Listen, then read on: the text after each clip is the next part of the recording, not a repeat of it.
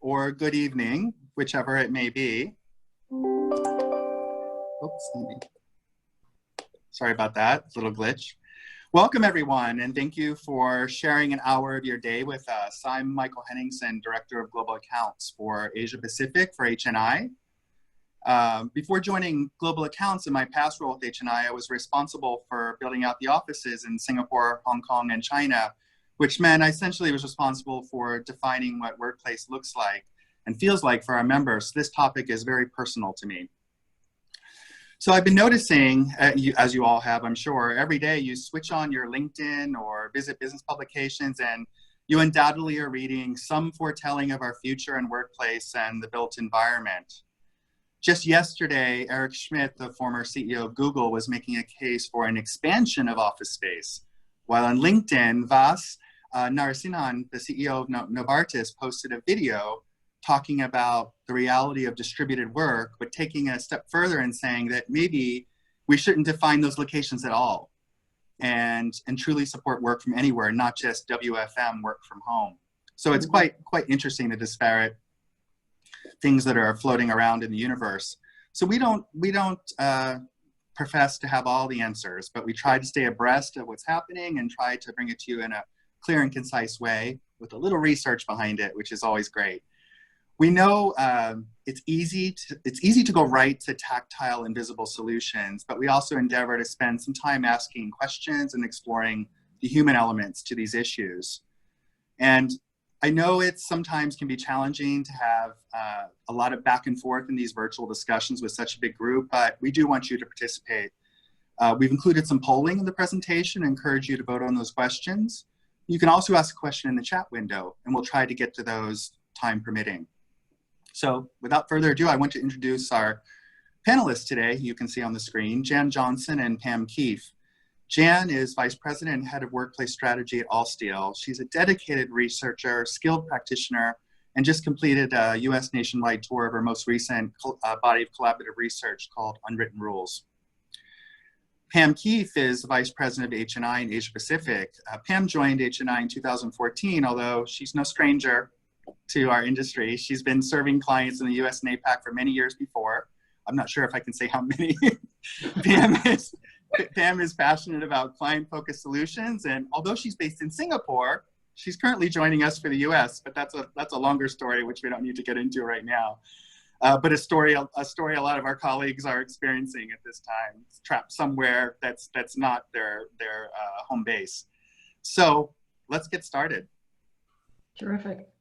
Well, good morning, all of you. We really do appreciate you making the time for this, and plan on covering a couple different topics. And as Michael said, I think the biggest challenge right now is sifting through all the information we're just getting bombarded with, all the perspectives, lots of different topics, but there are some threads through here that we think are pretty interesting. And so we've organized the presentation slide, Pam, if you would, to think about sort of some global things to sort of introduce the conversation, but then also to focus on three particular topics, and we'll get to that just in a second. But I wanted to sort of kick off with this quote from a US-based designer with Perkins and Will, who's primarily focused on healthcare.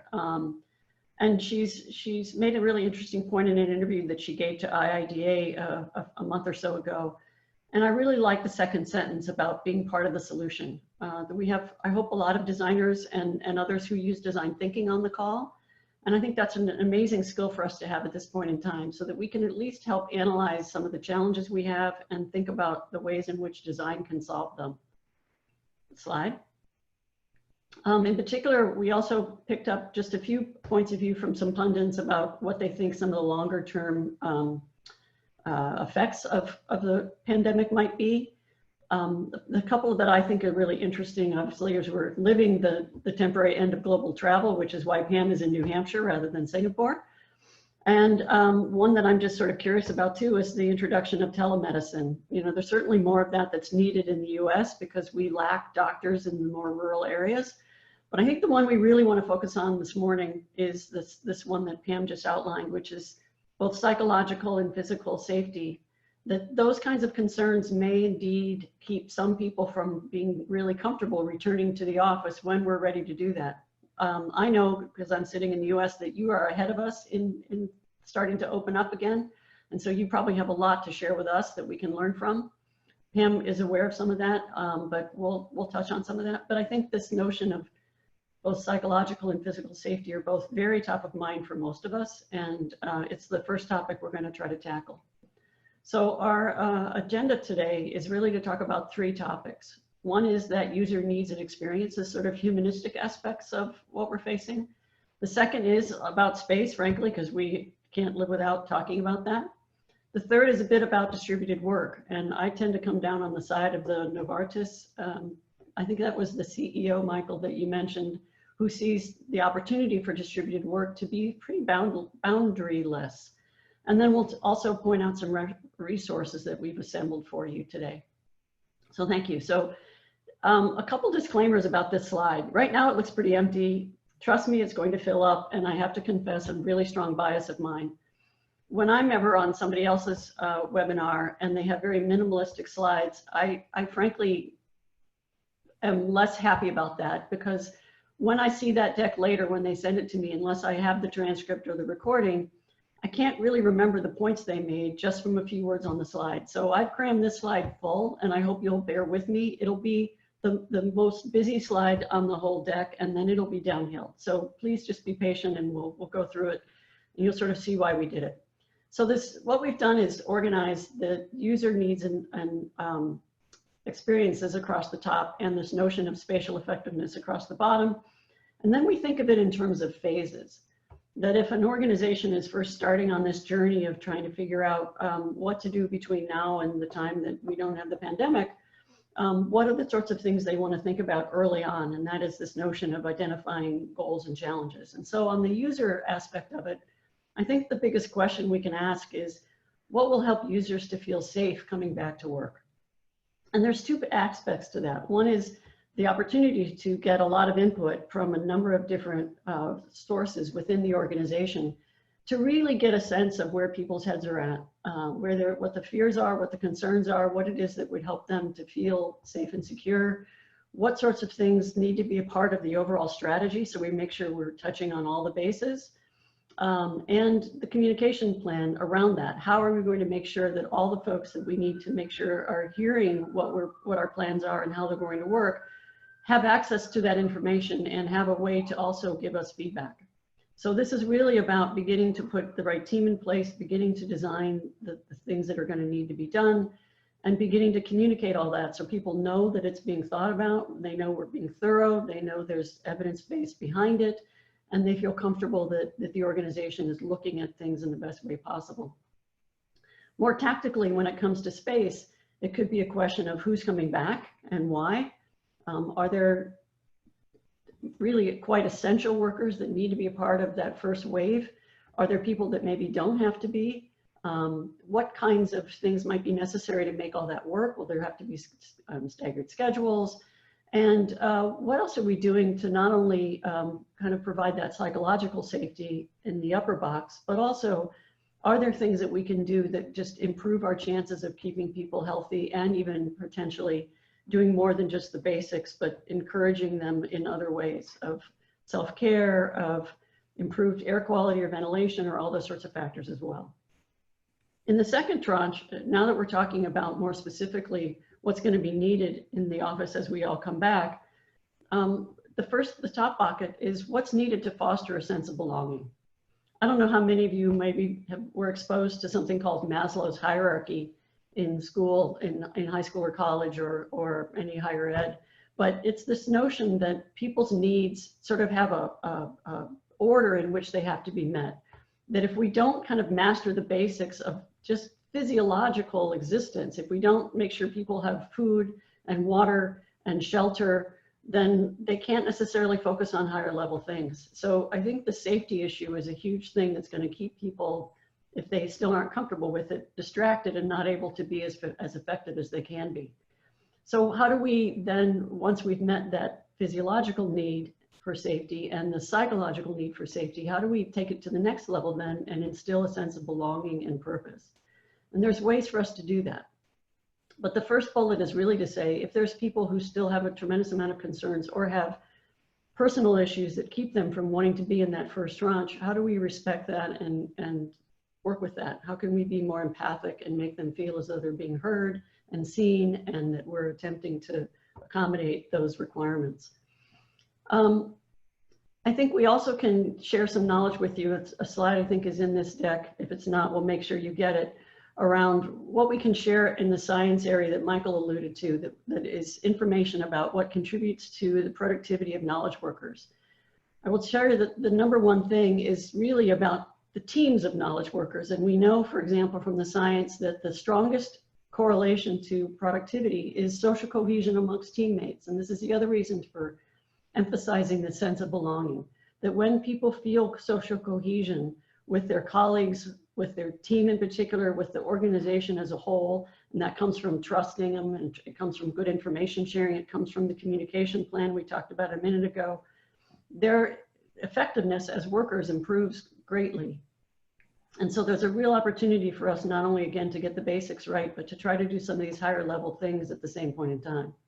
And when we talk at the bottom about functioning effectively, what kinds of activities are the ones that are probably be part of that first tranche? Why are we bringing those people back? What sorts of things are they going to be doing? How do we make sure that the space is actually going to accommodate those things as best it can? Because of the social distancing issues, we may not be able to use some of those shared spaces in the same way we did in the past. So how do we accommodate the sorts of activities that need to happen? And that can become our first attempt to make sure we start to get it right. And then the other issue is technology. If we have workers that are coming in the first batch, but we have a lot of workers that are still working from home, chances are good that there's going to be a lot of communication like what we're doing here with video conferencing happening in the office in ways that may not have been the case before. How do we incorporate that technology, make sure it's up and running? How do we handle the acoustical challenges that may present? We've got to think through the sorts of activities that are happening in the office in the same way we would design it in the first place. In the third tranche, now we're starting to actually think about the physical solutions themselves. And then that would include some things behaviorally as well. So how do we develop the things that, again, give people a sense that they know how to navigate through the office, that they think about those ways of working and how the space is going to work for them, that we give them any needed training or orientation. And again, feedback. We allow them to tell us what's working and not working, and try to do our best to think through how we would be able to address those things pretty quickly. And then, are the spaces fit out the way they need to be fit out? Are there applications that we need to change? This is the physicality that most of us have been pretty preoccupied with. Are there new sorts of functionalities that we didn't have before that are going to be really important with the kinds of activities that people are doing? And again, another topic that's been on a lot of people's lips is this idea of materiality. How do we pay attention to the types of materials we're using? Do we need to change some finishes on materials so that they're easily more cleanable and that they can withstand a much more aggressive cleaning regimen over time? And then under implementation, now our big question is, what do we need to do in terms of knowing how to fix things? So Pam, if you could advance to the next column. Yeah, sorry, it's not advancing for me. I don't know why it's freezing up. Yeah, it's freezing up. So just give me a second. Sure, absolutely. Technical difficulty here. Bound to happen. That's quite strange. There we go. There we go. Thank you. So how can we welcome them and make them feel as though, again, they know what's going on, they know how it's going to work, they know they're free to tell us when it's working or not working, that we're constantly updating our own information about what we've learned from others, and that we're continually communicating that and again and getting them a chance to respond. And then on the spatial effectiveness side, is there anything we missed? Is it the circulation paths aren't clear? Are we is there a congestion area that just we haven't quite solved yet that we need to resolve? Are there, and I mentioned the touchless options. I'm sure there's a bunch of industry people all over the world that are trying to figure out how to quickly bring touchless products to the market. But are there some things we can do in the short term, because all the people that are working on that so hard maybe even has some quick fixes for us at this point in time? And finally, in the last column, when we think about adaptation and resilience, how can we not only think about the fixes we need to make in the implementation stage, but how can we be thinking months out?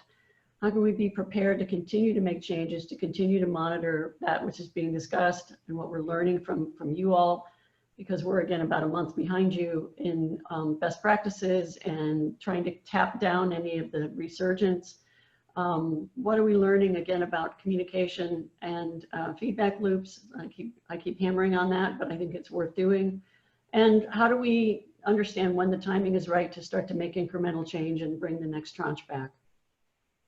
So thank you for bearing with me. As I said, that's the busiest slide, and now it'll get a little bit easier on you all. But first, we're going to take a quick pause. Michael has a poll question for us to answer, and then we'd like to take any of your questions as well.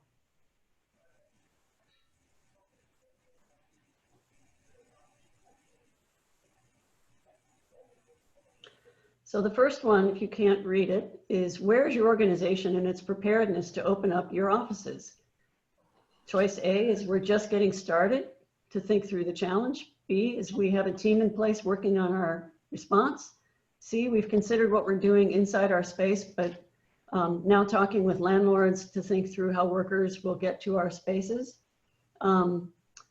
D, we've had workers in the office already and are refining our approach. And the last answer is none of the above. Hey, Jan, I do have a question that we Sure. got prior to the starting of the webinar from one of the attendees. And it's how should organizations be looking at their population now and when we return in terms of emotional health? Well, I think there's a lot of ways to answer that, but I think one of them is certainly the more we tell them, even though it may feel funny trying to offer information when we feel it's imperfect. I mean, I think we all sort of want to wait until we have all the answers. And my advice is don't wait, because people realize that we don't know everything we need to know. We're going to continue to learn. They've watched how quickly things change from day to day. But I think the fact that we care enough to try to communicate, the fact that we tell them what we do know or how we're approaching it and give them a chance to share their concerns, and we hear them and we attempt to respond to them, we attempt to answer their questions, I think develops a lot of levels of trust and encourages them to keep talking to us and let us keep talking to them. So I think it's keeping those lines of communication open and thinking through the rationale. And again, if people are up for this idea of a multi-layered task force coming from different representation throughout the organization, then I think people feel like their thoughts are being communicated, and there are certainly those people then that act as spokespeople back to their colleagues because they're in the know. They've been a part of helping to develop the solution, and they can sort of become spokespeople for the thinking that went behind the things that are now being recommended. Pam, do you have anything you want to add? No, I think you covered it really well, Jan. Michael, do you want to show the results of the poll? Yeah, and I just want to acknowledge Paul Borit for a comment he made that perhaps question 2 needed a none of the above, because some of us have not heard anything from others about their concerns. So that's a really, really, really good point. Thank you, Paul. Okay, let's see. Workers in the office are ready. We're finding our approach.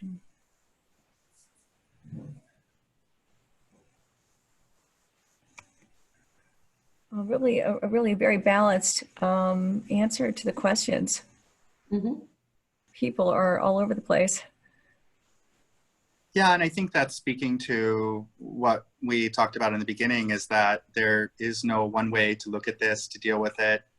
And so it's partially organization by organization, but also, since we're kind of a global audience today, it's also country by country, city by city, and company by company. So I expected that there would be a lot of difference in these answers, or spread out the responses. But on question 2, you can see that there's a real hesitancy to go back to the office. Can we just work from home till it's over? 60%. Which personally I tend to agree with. To some extent, if the office conditions are going to require a lot of workarounds, and we may not again have access to each other in the same way we used to because of the distance issue, there are going to be some suboptimal conditions, and it makes me wonder if what we're doing from home will certainly make people more comfortable, and also that we could be moving before we're actually set up to do so well. So just a personal observation. Okay, why don't we go on to the next part? Terrific. Well, we're going to spend a few more minutes then as Pam advances the slide, I hope. Is it frozen again? Yeah, but I'm trying. Okay. Michael, do I have the controls again? We're going to spend a few more minutes talking about user experience and in particular sharing a little bit more about this idea of sort of a pyramid or the hierarchy of needs, and get a little more specific about a couple topics. There we go. So here is our pyramid. And again, it's sort of a little bit of a nod to Maslow, if you know who that is. And again, it's the notion of putting personal safety at the bottom, that we have to get that right. We have to make sure people feel confidence. And then building on that is this idea of the policies, protocols, and guidelines, because they're going to be better listeners and better able to think about some slightly higher level issues if they feel good about it. Again, this could include some of the things that I've mentioned already, but it could also be this notion of how we're going to approach those shared spaces, how we're going to do ongoing assessments, for example, of what's working and not working, and the training that I'd mentioned in the previous slide. And when we get to the top tranche, it's again, sort of higher level issues. Are we starting to see how this is working? We're starting to get smarter about what will work for the next batch of people that come back.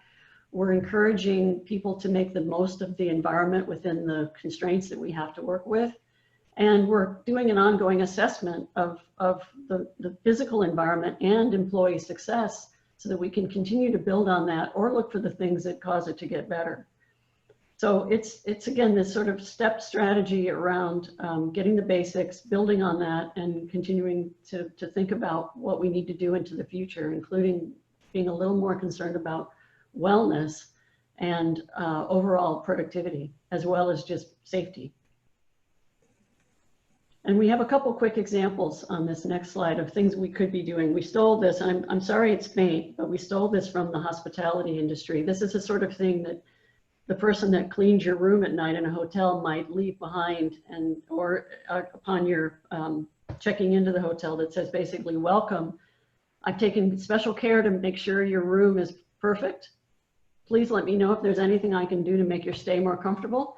We thought this kind of a signaling device would be super helpful in various places around the workplace to reassure people that that cafe table or their workstation surface has been recently cleaned, disinfected, so that they know they're not stepping into a place somebody else just exited and that's uncomfortable for them. So, you know, we can come up with various protocols for that sort of thing. The second piece is perhaps a welcome back to the office and a bit of an orientation with plans and maybe some call outs about what's been changed and why. It could have sort of a day in the life scenario of how we expect you to use the spaces that we're having redesigned and how you might move through the space, because there's a circulation path we need to follow. And if there's information about even getting to the office in the first place, let's share that as well. And then the second piece is, again, just using things like marking the floor to make sure people are aware of, if we're creating sort of one-way corridors to help with that circulation pattern, you know, what are those distances and or those directional signals that we need to send people. And then finally on top, the notion here is surveys or whatever else it is that creates that feedback loop I've been reiterating over and over again. Is how do we stay in touch with people? How do they feel like their voices are being heard? And a colleague of mine was telling me an interesting story that they were talking to a client who had been doing a great job of sending out a survey question one a day, and people were being super responsive. But what they realized was they weren't telling the people that responded what the results were. There was no feedback coming back to the people after they'd filled out the survey of what the organization was doing with that information and what kinds of programs or initiatives it was causing them to do. So they couldn't tell what their opinions were going towards. And so that feedback loop has to be a two-way street. We have to be able to respond to the kinds of suggestions people are making so they feel like they've been heard. Well, we'll move to a real life example. We opened our factory up in China back in late February. China being the first country to go through COVID and come out of it. And this is some examples of what we did to open up safely for our employees. One of the things we did is we were very careful to screen who came back to the office. You know, Jan mentioned how important that was in one of her earlier slides. And we actually called every member, every employee at home before they were allowed to come back, and we screened them, whether they had been anywhere to be exposed for the virus, whether they were having symptoms, whether they had any chance of being exposed, and only those that passed that screening and were approved were allowed to come back to work. And then once they came back to work, we went through a process with them where they signed an affidavit, took their temperature, hand sanitizing, and then you'll see over on the right side, those are antimicrobial mats. And as you come through into the buildings, any of the buildings on site, you'll walk through that mat. It's a disinfection mat. It's got sodium hydrochloride on it, and it helps kill the germs as you're coming into the facility or out, and we're constantly spraying. So we took great care to be able to have a clean environment for the employees as they're coming back and to help them feel comfortable. And we're really excited that we have had no cases out of all of our employees at the factory in China, which is quite large. So we feel really pleased with that, and things are going well upon our opening. That's fantastic. Congratulations. Thanks. So now we'll move it to another poll.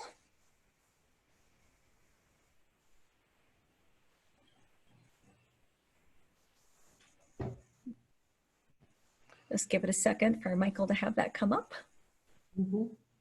Here we go. I'll refrain from reading it to you this time because you can all do that.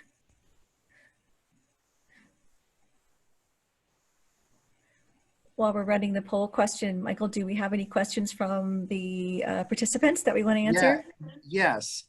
So one question that came in is, are you working at full capacity at your factory? That's a really good question. We started back, actually, when the first week we opened at less than 50% capacity, and now we are back up to full capacity. But it was a process, and it took a little bit of time, because as we went through that screening process to call the employees at home, there were quite a few that didn't pass the screening, and we asked them to stay at home, to quarantine longer, to make sure they were safe. So, but now we're a few months. We've been open now for 3 months, so now we're fully up to speed. Okay, so maybe give it a couple. I think we're pretty good on the polling. Should we close this one out? Okay.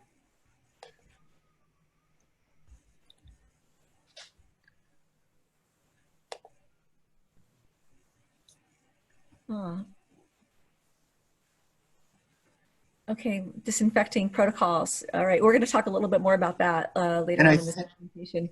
And I think my good friend Steve Louie made a comment that second poll should have a multiple answer, not just one. So I will take responsibility for not structuring that poll correctly. Thank you, Steve. We're learning as we go with Zoom. And listen, we really appreciate your input. It just makes it better. So thanks. Yeah. Okay. And a couple of those answers are a little bit similar. I can see how people would have multiple answers. Okay, shall we go on? Sure. So now we're going to shift a bit to planning and social distancing and how those things come together in space.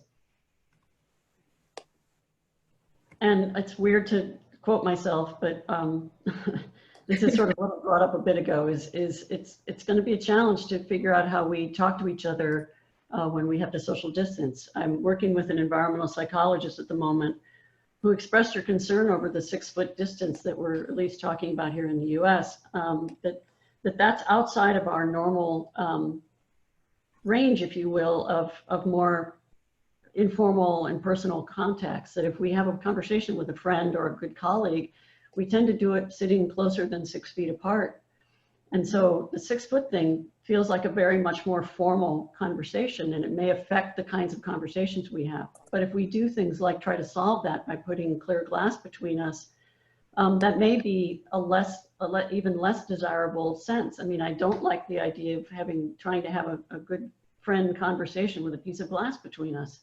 So I think we sort of have to figure out what's the least worst response to some of that issue, but we have to consider the environmental psychology issues for any of the solutions that we might propose.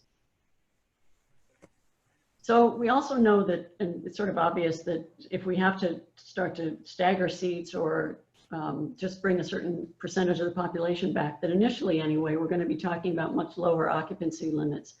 And at least in the States, we're also just hearing, different points of view. The CDC, which is the Center for Disease Control in the US, recommends that 6-foot distance I mentioned earlier.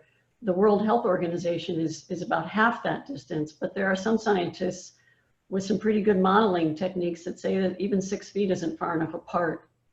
So I think we still have to, again, keep an eye out for the types of things that we're learning from the scientists and the experts in the field, but also understand that it's going to have us think a lot about what do we all have to think about in the first place. And part of that is both the spacing between workstations, but also the circulation patterns in the space. So if we go to the next slide, we'll see just a very simplistic diagram that I'm sure everybody has a sample of or has been thought about themselves.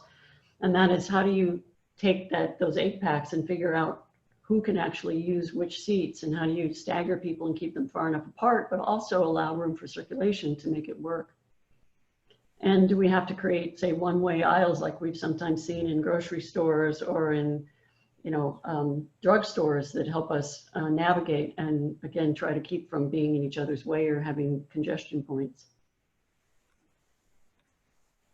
And then the same thing would hold true in those shared spaces, and the same issues around circulation is, can we mark or move away the seats that shouldn't be occupied so that we're creating the right distances between people, and maybe have some rules about things as mundane as when 3 of us are entering a conference room to have a meeting, does the first person in the room pick the furthest from the door seat so that no one else has to walk past them to get to their seat, for example?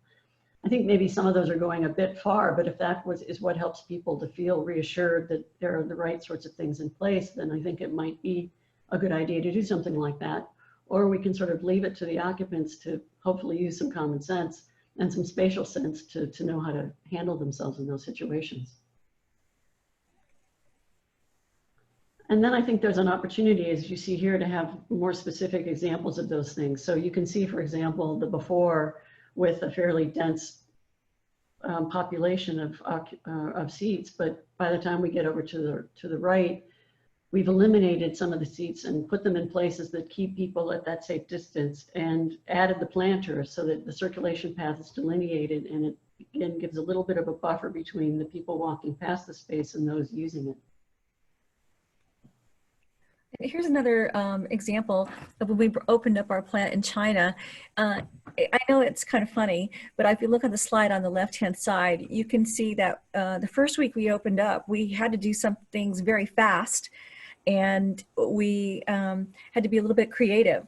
So quickly in the corporate cafeteria, we made cardboard dividers so that we had social distancing when people were eating. On day 1, coming back to the factory, we had to have a safe way for people to have their meals. And when you take off your mask to eat, that's a really vulnerable time. So this was a quick and easy thing that we were able to do. Obviously, it's not the long-term solution, and long-term we changed the cafeteria. In the middle picture, you can see the lines we delineated on the floor. Those people are waiting in line to get food at the cafeteria, and those booths were sprayed with disinfectant several times a day. We also had to close our elevators. You can see a picture of the elevator in the bottom right-hand corner, because there's not enough space in the small elevators that we had for social distancing. So it's a 4-story building, so everyone is walking the stairs instead of taking the elevator, and of course wearing masks. So there are some quick and easy things you can do on day 1 when you go back to work, if you have to, if you don't have time to plan, and take a little bit more time for the long-term solution. So a few other things, just for those of you that can start to think a bit further out, is how do we take some of the lessons we're learning about the flexibility or inflexibility of our current spaces, and think a little bit about either the kinds of things we can do with modularity and making sure the sizes work to create those social distances in the first place, that the componentry is easily movable and reconfigurable so that we can make the changes we need to make without having to incur lots of time and expense. And my favorite is sort of along the bottom is we now have all sorts of freestanding objects like mobile whiteboards or planters that give us the opportunity to create a little more space division or boundary or screening, but also bring some biophilia, some plants into the space that is known to be soothing, is known to make people just feel better and feel a sense of connection to nature and a sense of wellness. That those are all really lovely things to do. And if they can do the dual purpose of providing that additional screening and or those boundaries or markers and bring some greenery into the space, you know, that's fantastic. The second example is both, again, modular furniture that can be pulled apart because all the pieces on the left side there are freestanding. And so they can be moved away from each other into safer distances. And the example on the right of the movable walls gives us an opportunity to, for example, pull the middle of the wall that now separates those two spaces out and create one larger room if we need that so that we can actually get 2 or 3 people or 4 people in the same meeting. Or we could take one of those sides and divide it even further into 2 smaller spaces so that we have individual places for people to find privacy, both acoustic and audio, so that they can spend some time getting away from potentially the amount of noise being generated by all the video conference calls. Okay, now we're going to talk a little bit about material and cleaning in the facility, which was one of the things in the poll question that was of great interest. We're looking as a manufacturer of furniture at the materials that we use to be sustainable, but to also be things that can be easily cleaned. And as we look at this, one of the things is there's a real misnomer with antimicrobial treatments on products. And if you think about it like Scotchgard on shoes, it actually protects the shoe. It doesn't protect the wearer of the shoe. So a lot of the materials that are out there might protect the furniture, but might not protect the users of the furniture. So this is something that we're having to look very carefully at and rethink.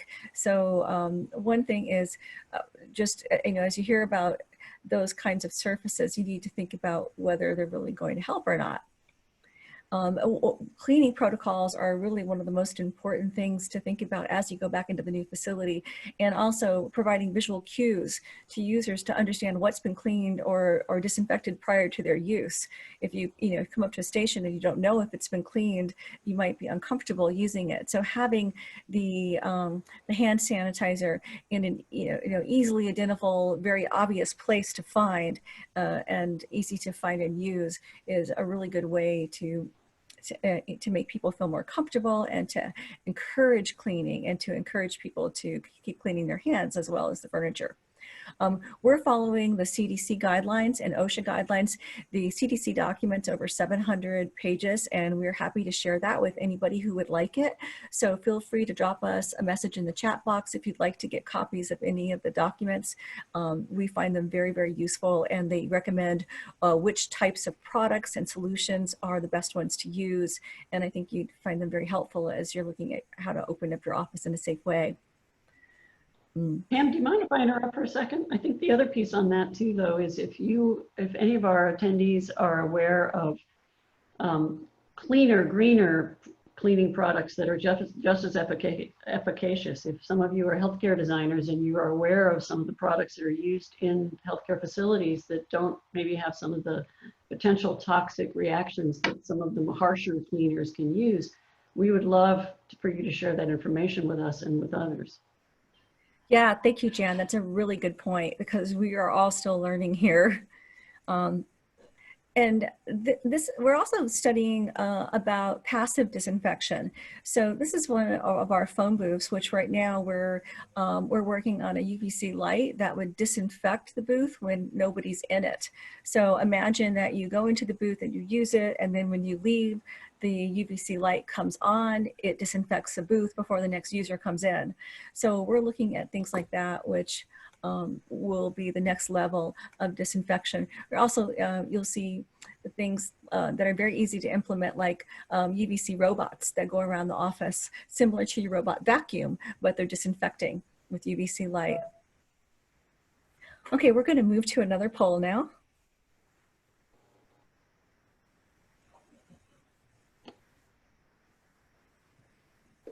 And while we're doing that, while you're answering the poll, Paul, thank you. You're a great participant in this group. But Paul just asked the million-dollar question. So how do the panelists feel about our ability to continue with activity-based working, unassigned seating, high performance, high diversity workplaces when we won't have things like clean keyboards and surfaces? You want to go first, Jan, or you want? Well, I share those concerns. I think we all take certain things very personally. And I remember when we all still had landlines, but we were talking about free address. And we had a lot of comments when companies were doing that about not wanting to pick up the landline that somebody else was using the day before and smelling the aftershave still sitting on the receiver. And I think keyboards, phones, other sorts of items that we all use and touch a great deal are legitimately of concern. And so that's one of the things companies have to think about and have a strategy for if they are going to still try to support that activity is what are all the things that people would feel a little uncomfortable with, and are there credible and feasible solutions that seem to allay those concerns? Yeah, and one of the things we're going to talk about a little bit later in this presentation is putting in as many things that are touchless in the office. And we'll show some images coming up. But like, for instance, if you have to share, if you're in an unassigned workplace and you come up to a desk, you don't know who worked there before you, having a touchless control for your height adjustable desk is much better than having to touch the control. So if you can touch your iPhone and make it go up and down to your preferred height, that would be a lot safer than actually touching the control. So, the more touchless things that you can incorporate into the office, the better. Okay, we're going to go ahead and end the polling. So let's see what we got here. Okay, let's see. Organization currently. Interesting. Wow. So, yeah. So I expected that in Asia, 51% did not have a work from home policy. Mm-hmm. Mm-hmm. And organization workplace for remote workers. We leave it to the remote plan. Really related to the previous one. So Right. leave it to the remote worker to plan their own remote work environment. It's interesting because as for the business that we're in, we're getting a lot of requests from companies asking us, how do we do this? Mm-hmm. And so that's something that we're really working a lot on right now. Yeah. Yeah, and one thing I'd like to mention to that effect is that the government, if you're in Singapore, the government of Singapore has implemented some support to help support companies to enable their workers to work from home. So there is, and I can share this with you if anyone's interested and you need more information on it, there is a government grant that you can apply for. It's $2,000 per employee, and you can get some budget to help give them tools to work from home, whether that's technology in the form of a laptop or furniture or whatever you need to support the homework. That's great, Pam. Thanks for sharing. Any other questions coming up through the chat that we should try to address right now, Michael? Yeah, on this section, so I think that was it for the chat. But one thing though, in the pre-chat, we got a question that a lot of people, and I kind of added to the question. So the part I added was, Jan, you had talked about circulation in the office itself, but the question was, okay, we're addressing that, but how do you address traffic management where the majority of out here versus the US, we work in high-rise buildings in sort of densely packed urban centers. So how do you address traffic management in the high-rise building outside of your space? Well, and I don't have any exact answers for you, and I apologize for that, but we're certainly talking to our friends in the CRE community, corporate real estate community, about some of the things that they've already started to investigate, which is how do people get to the building in the first place?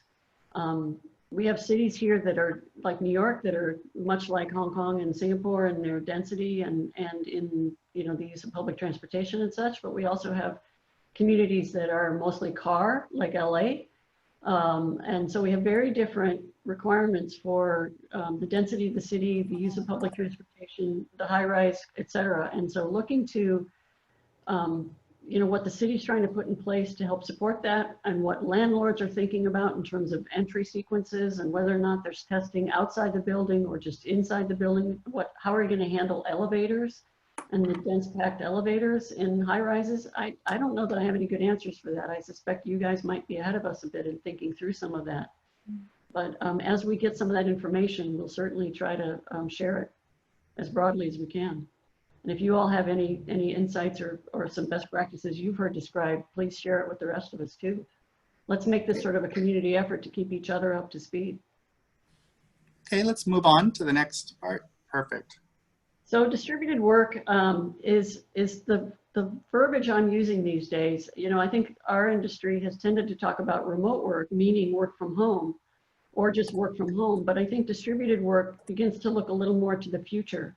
And as I said, my bias is much like the gentleman from Novartis that said, can we get smarter about being able to consider pretty much any place an option? So maybe I'm kind of getting ahead of myself, and I think that's entirely possible, but I think about distributed work like it's activity-based planning or agile work on steroids. In other words, we've been designing offices to have many more types of spaces than ever before, not just places for solo work, but places for teamwork and community and socializing and learning and all sorts of other spaces that weren't necessarily part of our vocabulary a decade or two ago.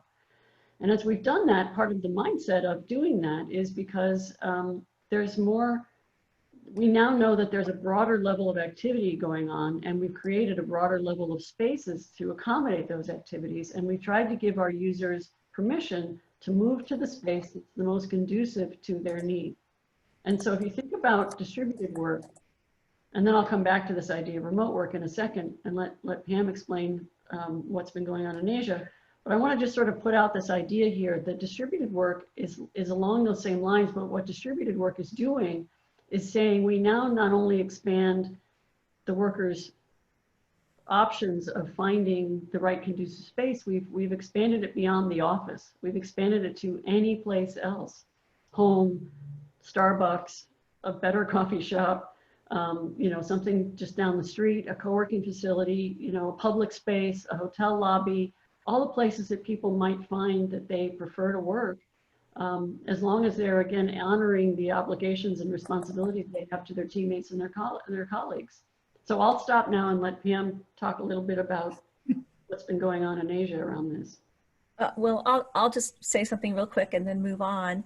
I think as everybody probably in this call knows, many people in Asia are working from home for the first time because we didn't have work from home policies.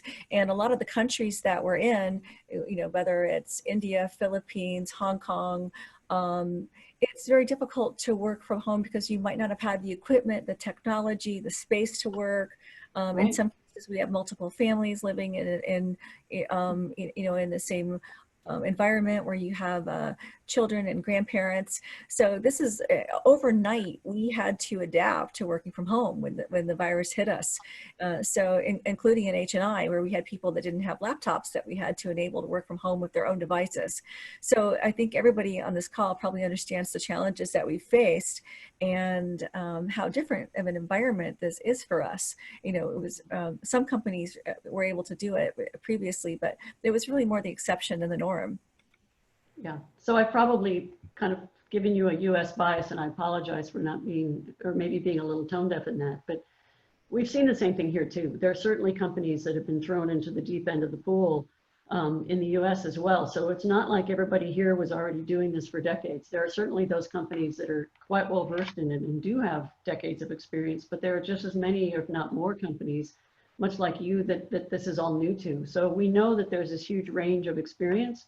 And so for the folks that are really just getting started, or we're again, doing this for the first time, we did publish some things a month or so ago to try to help kind of, again, explain the basics about getting it set up correctly with good ergonomic practices and such, and some sort of etiquette around remote work and around video conferencing and such, and helping to kind of share communication norms, like what sorts of things happen. For example, I don't know about you, but all these video calls are kind of exhausting by the end of the day. And in part, it's due to something I didn't even realize was going on. And that is that there is a slight delay between the words you hear in your ears and what your eyes see in terms of my lips moving. And there's just enough of the delay that it's actually a source of stress. So when you're tired at the end of the day, that could be one of the reasons why.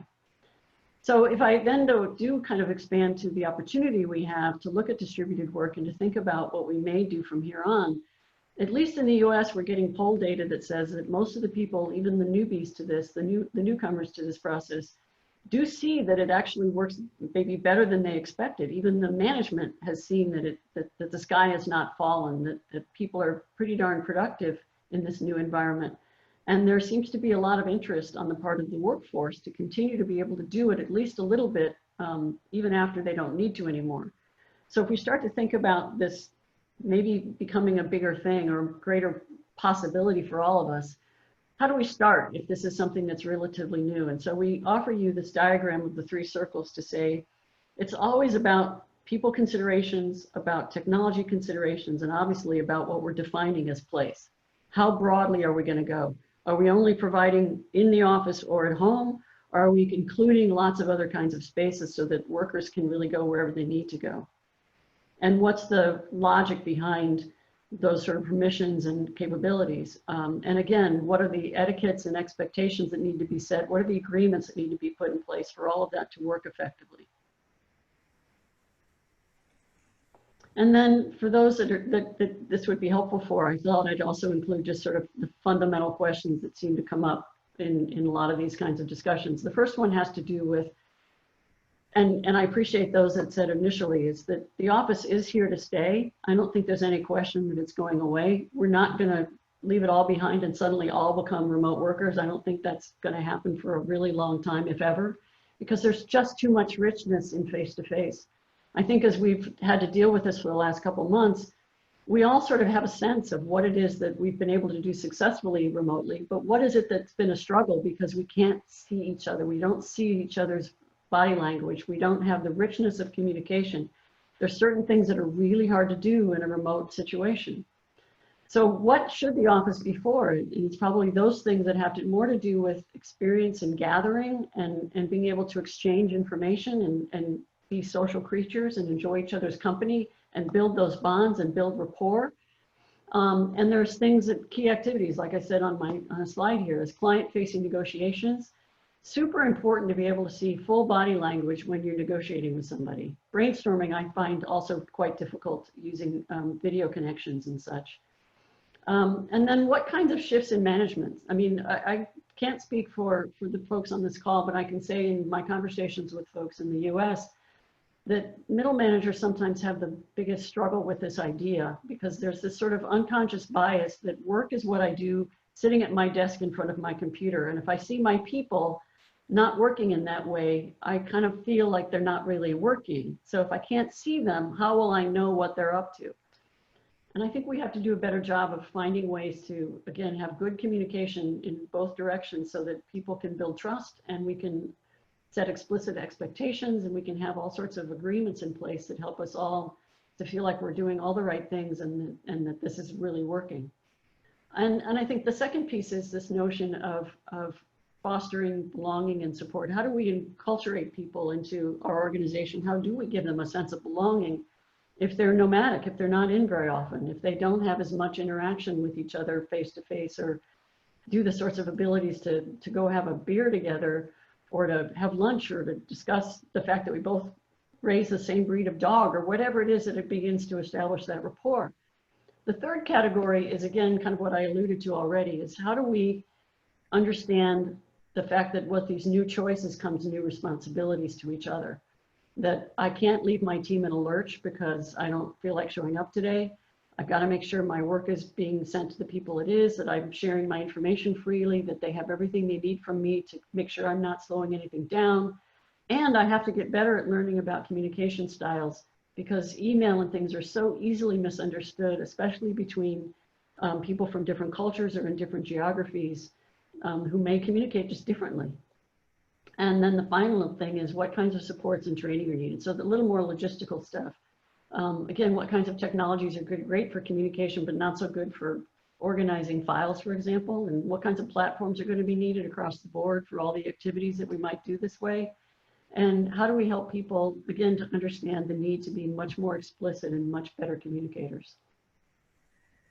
Okay, we're coming up to only 5 minutes left, so I'm going to just quickly take us through some beauty shots of some practical applications of what you can actually do in the office.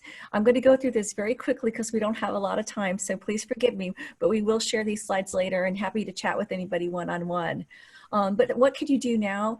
Frameless glass toppers are a great way to incorporate cleanable surfaces, adding more boundaries into the office and dividers, looking at acrylics, things that are easy to clean, adding in and developing screens around your desks and having singles instead of long rows of benches are a much safer way as we look to new ways of organizing our office. These photos here are things that we did at our corporate headquarters of Allsteel, where we took our benches and we wrapped gallery panels around them to create a barrier and sense of privacy, especially along the aisleways where there are people walking by. And then over on the right side, you can see the taller ones. They also send a visual message, you know, don't come in. This is a private area. So, and those are easy things to do. Or adding in freestanding screens like this can be a really effective way to go into even a collaborative area that you already have, add some screens to create some dividers into the existing collaborative areas, and suddenly you have little spaces with some social distancing built in. We're also looking at changing from a traditional bench to pinwheel workstation layouts, things like this, where you have people that are not facing each other. So you don't have, as they're talking, you don't have germs coming one way or the other. This is a much safer way for people to sit and to work. And I'm sorry, I'm going to speed through this really quick. Staggering the workstation orientation. This is one of our new systems that we just launched called Treehouse that has the ability to have a staggered way to align people and how they're facing. Jan, we're almost out of time, so I'm just going to go through this one. And when you go into collaborative areas, there's a lot you need to think about and how to arrange that. We're more than happy to chat with you guys offline to help look at the areas that you have and what you might do to create separation. And with the halt to global travel, technology has become super important. And how do we incorporate technology into the office? Do we do things like having a person online at home who's always online while a team member is sitting in the office, and they're as if they're working together side by side, but one's actually working from home and one's working in the office? Or setting up suites like this where you can go and have a more private spot to work and go and do your video conferences. So these are just some ideas. Bring your own table, have minimal tables that you take to a meeting, having touchless surfaces, armless chairs where you don't have to touch the controls of the chair when you have to share. So we're going to wrap it up because we're out of time. We've got 2 minutes left, so I'm going to turn it back over to Michael. And sorry for rushing through the last few slides. Yeah, and so I just real quick, I want to recognize a couple other questions. That what was interesting is a lot of the questions from the audience was about the relationship between the employer and the employee and about behavior. So I think there's a real demand for the next webinar that we do in sort of that topic. I'll just point out, Paul talked about how do we deal with no line of sight with remote working? The manager can't see the people. What does that do to trust? And Karen asked a great question about how do you deal with your own employees going to other clients' sites, your clients, and working at their site, and you don't have control over that. So those are some great topics to explore. But I think what I want to say though is Paul said earlier, which I think wraps it up, is how do we better, so is this an opportunity? How do we prepare better for what comes next in our lifetimes to apply what we've learned from our current experiences in the future? So sort of speaking about that some global event is going to happen every 4 years. So I really appreciate Paul's perspective on that. How do we look at what's going on now, and how is it going to apply to how we operate every day in our lives at a personal level? Yeah, it's a great point. Thank you, Paul. Well, we will answer all the questions we didn't get to answer during the course of the webinar by email. So know that if you send us a question, we'll come back to you and answer it, and we're more than happy to chat about it later. Thank you, everyone. Thank you for spending an hour with us today. We really appreciate it. Have a great day. Thank you.